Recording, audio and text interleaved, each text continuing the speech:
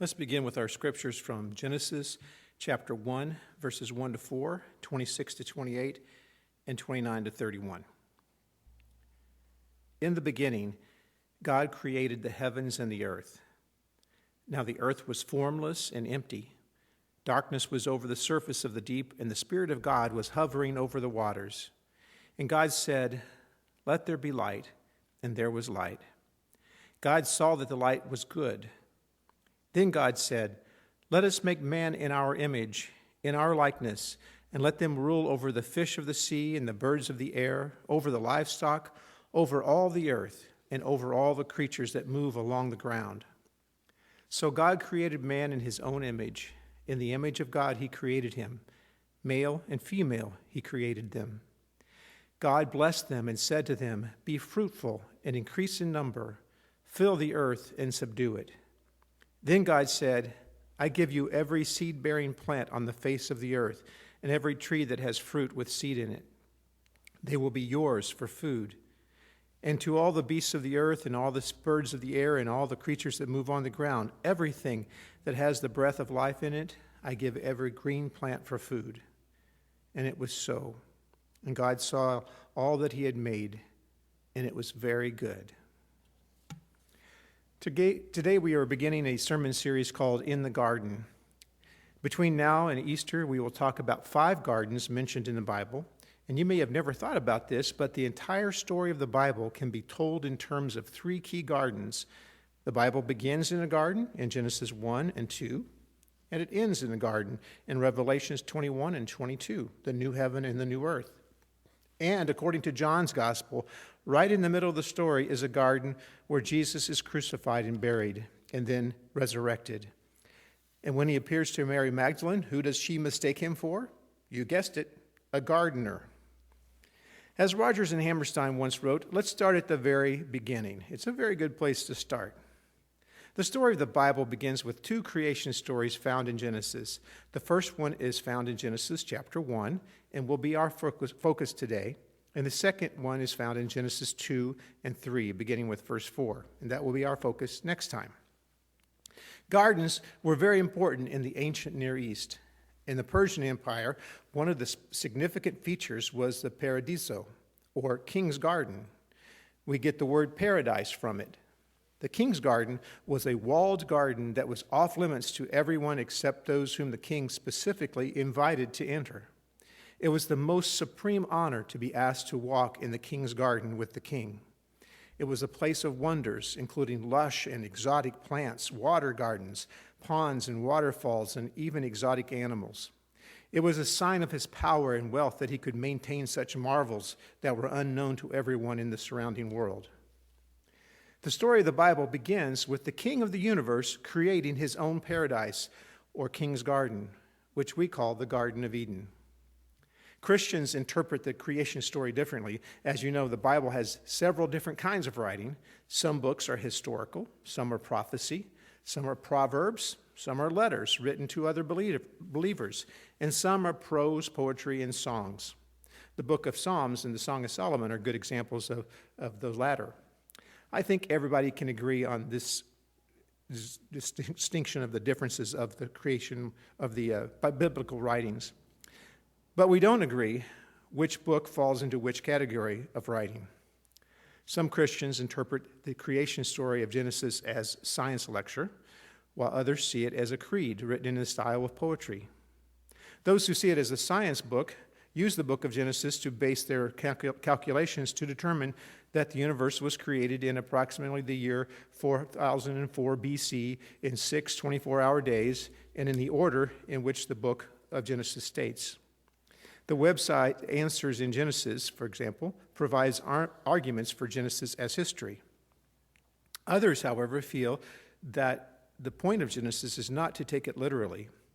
Adam Hamilton of the Church of the Resurrection in Kansas City is of the school of thought that sees Genesis as poetry or liturgy.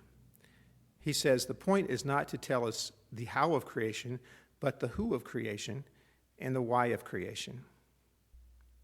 There are many other creation stories and myths found in ancient Near Eastern literature, and all creation stories try to answer 3 fundamental questions. Where did we come from? why are we here, and how shall we live? And in this message, I hope we can deal with all three of those. Where did we come from? Why are we here? How shall we live? Skeptics often point out that the Bible is not unique, that every culture asks these same questions, and many of them have stories that are similar in many ways to the story found in Genesis. But if you read and compare these stories, these other creation stories, such as the Epic of Gilgamesh, I think you will find, as Adam Hamilton pointed out, that the biblical account is different in several key ways. Other creation stories feature multiple gods. Genesis says there's one God. He's called Elohim or Yahweh. The other creation stories say that creation occurred due to a war among the gods. Genesis attributes creation to the creativity and nature of God. The third thing is that people are often an afterthought in the other creation stories, oftentimes created to serve the gods. In Genesis, people were created not as slaves, but as objects of affection and love. A fourth difference is in other creation stories, the gods created the king in their image, just the king, and thus the king had divine right to rule. But in Genesis, every person is created in God's image and given the right of dominion and to rule over creation. So let's look at the unique garden story that's found in Genesis chapter 1. In the beginning, God created the heavens and the earth, we read in verse 1. It begins by saying, before anything else, God was. And the obvious question that every child wants to ask is, well, who made God? And the obvious answer is, I don't know. Even famous scientist Stephen Hawking, who supported the idea that the universe began with a big bang and was not a believer, had to resort to this answer when he was asked what was before the Big Bang. I don't know. Both Christianity and science believe that there was a beginning of time and don't know what there was before that. But as Christians, we have the hope that when we get to heaven, perhaps we can ask God. Genesis chapter 1, verse 3 says, "And God said, 'Let there be light,' and there was light. And God saw that the light was good." This verse establishes a pattern we see throughout Genesis chapter 1. Number 1, God speaks. Number 2, stuff happens. And number 3, God says that it's good. The word for good is tav, as in mazel tov. It means good, very good, great, wonderful, beautiful. Each day, God creates and calls it good. The first day, it was light. The second day, atmosphere. The third day, dry land, oceans, plants, and trees. The fourth day, the sun, the moon, and stars. On the fifth day, it was fish and birds. On the sixth day, animals that roam the earth and human beings.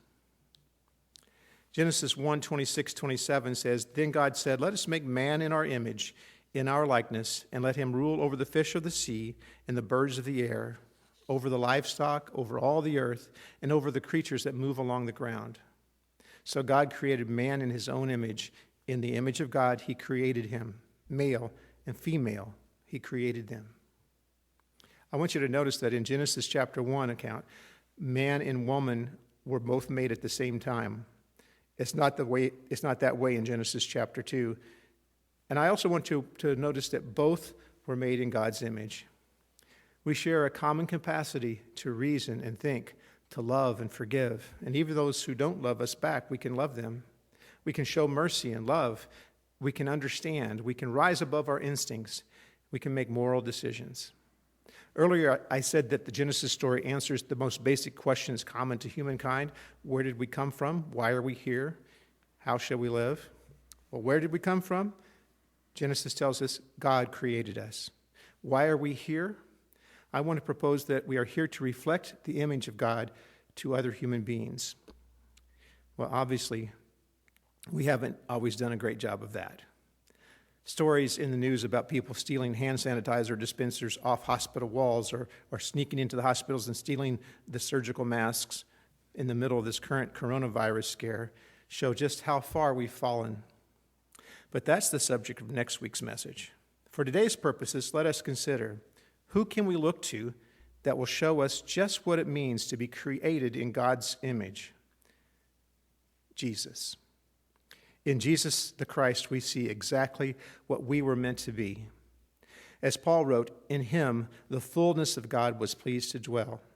If our purpose for being here is to reflect the image of God to the world, then that means our purpose is to be more and more like Jesus. Some people latch on to the portion of Genesis 1:26 that says we were made to rule or have dominion and think that means we can treat this world and its resources however we want. But if we are to be like Jesus, we are to be a good shepherd who takes care of the earth. Many of us grew up believing that we should leave this world a little bit better than we found it, and I believe that is God's purpose for us. We've answered two of life's big questions in today's passage. Where did we come from? God created us. And why are we here? To reflect God's image to the world. What about the second question, or the third question rather? How shall we live? At the end of creation, we hear God say in Genesis chapter 1, verse 31, God saw all that he had made, and it was very good. It was very good, beautiful. And what do you find to be the most beautiful thing you've ever seen? For me, it can be the smiling face of my grandson who just turned 1, the sparkle in my wife's eye when she looks at me, sometimes, the beauty of sunset, a starry night with a clear sky, things that take my breath away and fill me with awe and wonder. And when I see these things, I'm overwhelmed with a great sense of gratitude. God saw all that he had made, and it was very good. There are three big ideas that we can gain from Genesis 1. Everything owes its existence to God. The garden and everything in it at its inception was good and beautiful, reflecting God's beauty and goodness. And third, our lives and all creation belong to God, and we are a gift from God. These thoughts, I think, and the goodness of what God has made should call us to a life of gratitude. 1 Thessalonians 5:18 says, "Give thanks in all circumstances, for this is God's will for you in Christ Jesus." It's God's will for you that you live a life of gratitude, and not just for his sake, but for yours. Studies show that grateful people are more successful, live longer, have healthier lives. They recover from depression faster and find peace in the midst of struggles. And boy, do we need peace in the midst of the struggles that we are facing today. And that's what God promises, a peace that goes beyond our understanding. Famous actor Denzel Washington once told a church group, "Give thanks for blessings every day. Every day. Embrace gratitude, encourage others. It's impossible," he says, "to be grateful and hateful at the same time." I'm going to make it a daily goal of mine to begin each day with a prayer of gratitude and to live grateful rather than hateful. The story of creation that begins in Genesis 1 actually doesn't end until chapter 2, verse 3, where we read, "By the seventh day, God had finished the work he had been doing. So on the seventh day, he rested from all his work. And God blessed the seventh day and made it holy, because on it he rested from all the work of creation that he had done." Earlier, we talked about how our creation story is different from the creation myths of the ancient world. One, creative God, who made all people in his image as objects of love and affection. This last verse of the creation gives us one more major difference. All other creation stories involve God creating men so that the gods could rest, and we could do all the work for them. In Genesis, we learn that God didn't kick back after creation. The fact that we are told he rested on the seventh day implies that he went right back to work on the eighth. The message we see in Jesus is that God is always working, sustaining, leading, comforting, encouraging, blessing, and caring for us. And I ask you, why did God even rest on the seventh day? Did God need to rest? Is that very godlike? If he didn't need to, then why did he? I believe he did it for us, to establish a rhythm in all creation. He blesses us with the Sabbath. He set it apart as his day. He says, "I'll give you 6 days to work, but on the seventh day I ask you to rest." This is unlike any other creation story. It was so unusual that the Romans and Greeks thought that the Jews were lazy because they observed a day of rest. Non-Jews were irritated that they had to work while their Jewish colleagues observed a Sabbath rest. Even today, Orthodox Jews will prepare their meals a day in advance so they can observe a Sabbath also. And when Vicki and I were in Israel, we found it interesting that in our hotel there was a Sabbath elevator that automatically opened its door on every floor so that you wouldn't have to do the work of pushing the button. Orthodox Jews observe their Sabbath on Saturday. As Christians, we observe our Sabbath on Sunday because Jesus rose from the dead on Sunday. So every Sunday for us is a celebration of the resurrection of Christ. Most of us are pretty lousy at observing this day of rest. In times like these, when we're forced to step back, slow down, and cut our busy schedules and activities are hard for us. But God loved us so much that he created this day of rest, a day when we can turn grateful hearts and minds toward him, a day to reflect on Jesus and how we can be more like him, and rejoice that we are loved by the King of the universe, who has invited us to join him for a walk in the King's garden. And that, my friends, is paradise. May the Lord bless you and keep you. May the Lord make his face to shine upon you and be gracious unto you. May the Lord lift up his countenance upon you and give you his peace, now and forevermore. Amen.